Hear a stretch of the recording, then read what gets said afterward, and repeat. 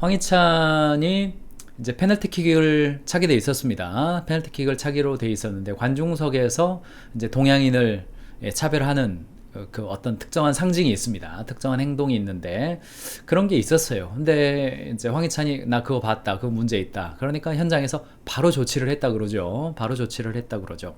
그래서 팀 동료도 다른 선수가 와서 그런 쪽에 이 유럽에서는 거기에 대한 민감성이 굉장히 강하죠. 그래서 황희찬에게 향한 인종차별적인 발언이 있었다. 뭐 이런 거. 과거에 우리 그 박지성 선수가 영국에서 뛰었을 때 박지성 선수 응원가 가사가 어땠습니까?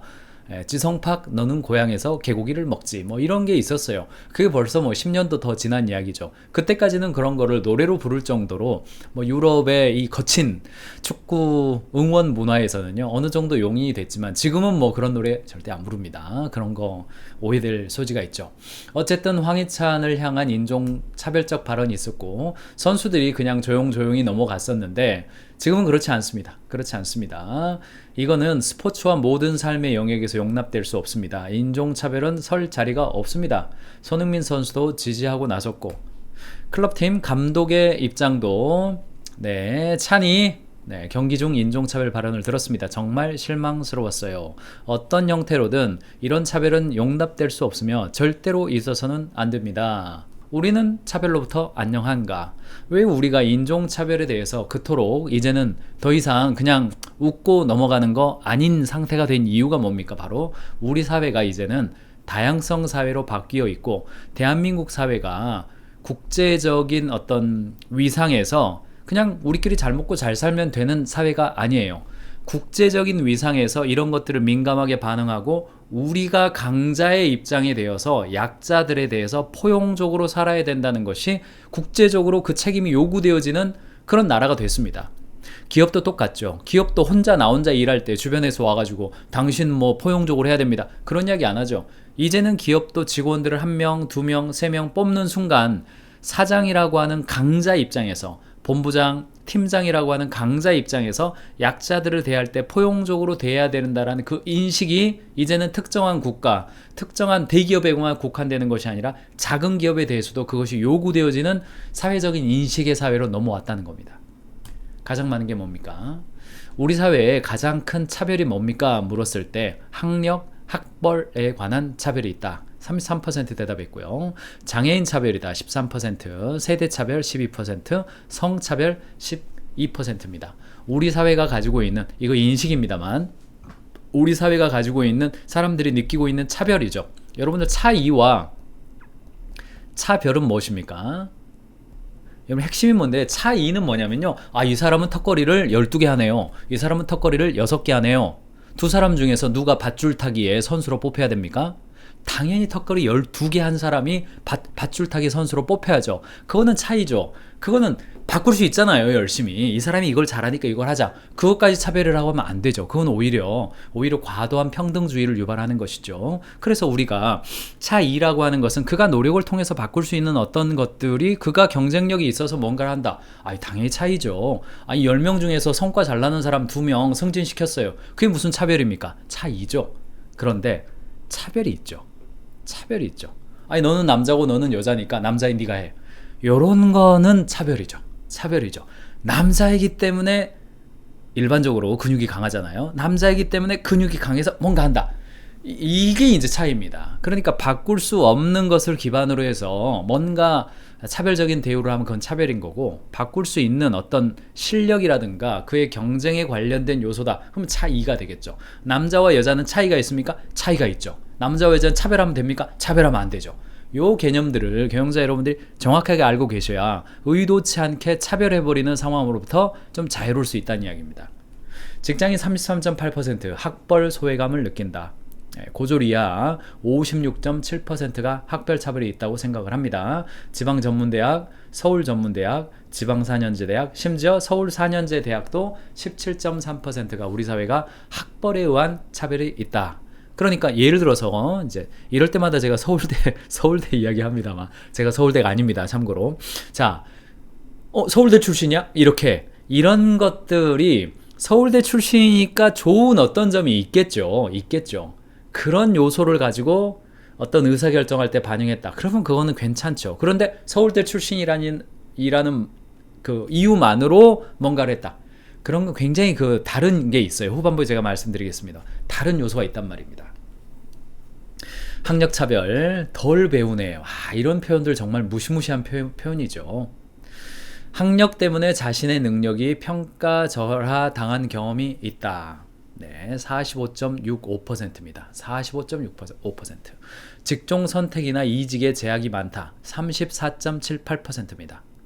학력에 따른 직장 내 차별이 심하다. 17.39%고 이성을 사귀거나 인맥 구축할 때 어려움이 있다. 2.8%.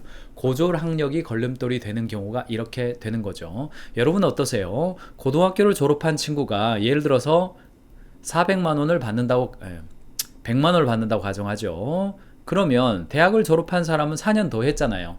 그러니까 100만 원이면 140만 원 받으면 되는 거고 100만 원이 4년 지나서 대학을 졸업한 사람과 같은 연차가 되었다. 그럼 140만 원 받으면 되는 거예요. 그게.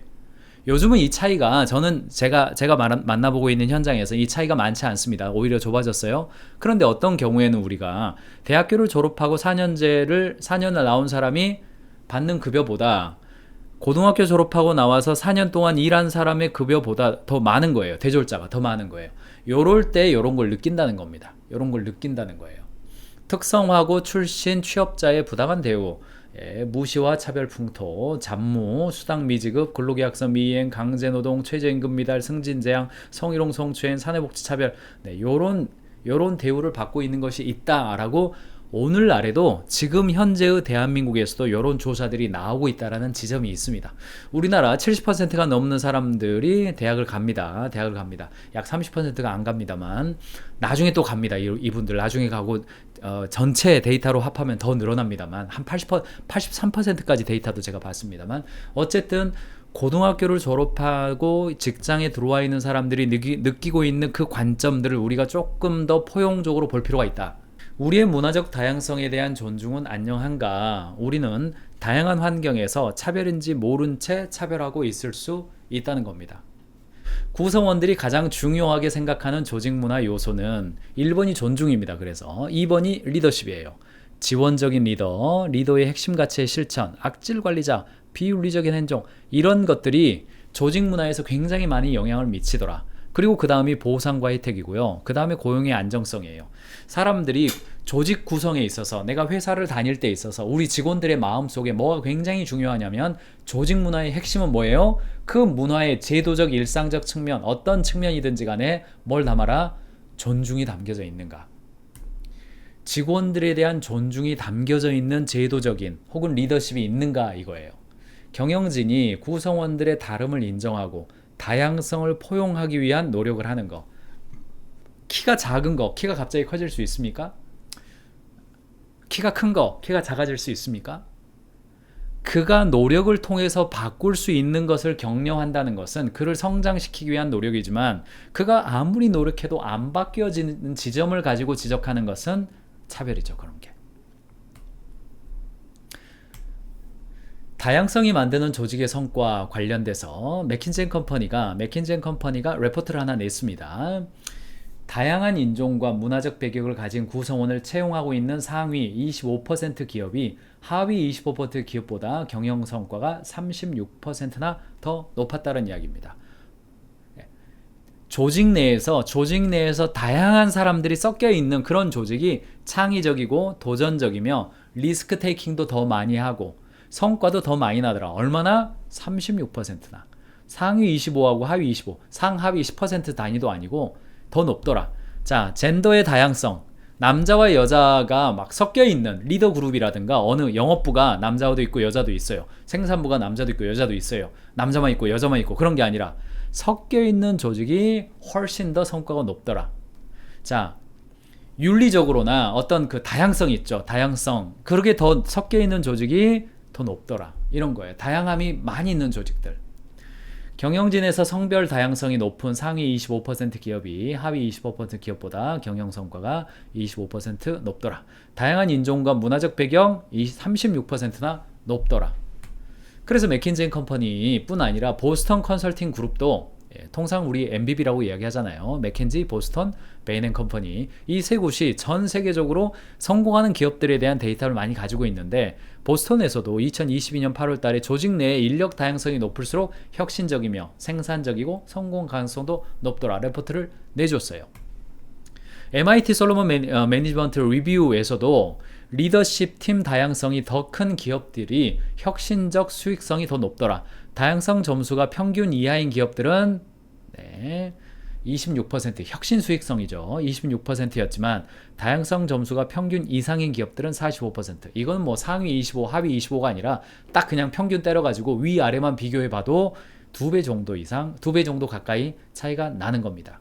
우리나라의 경우는 이제 DEI를 확산을 위한 노력 관련돼서 성상현 박사님이 2022년도에 한국 기업의 다양성 관리 현황과 발전 방향 인사 조직 연구 학술지에 발표를 했는데 보시면 채용, 교육 훈련, 배치 승진, 평가, 보상, 근무 방식 이런 요소에서 인사에 있어서 이런 것들을 좀 적용해 보는 것이 다양성을 확보하는 데 도움이 된다. 이런 이야기를 해주었습니다. 제가 한 가지씩만 읽어드리겠습니다. 자, 첫 번째, 채용할 때 다양한 배경의 인력을 하려는 노력의 정도, 교육훈련, 포용적 리더십의 개발, 다양성을 인식하는 교육, 배치 및 승진, 인력 구성 비율 대비 관리자 고위 승진 비율, 전체 인력이 한 8대 2로 여자가 8이고 남자가 2예요. 그러면 고위 승진한 사람들도 여자가 8이고 남자가 2일 필요가 있겠죠.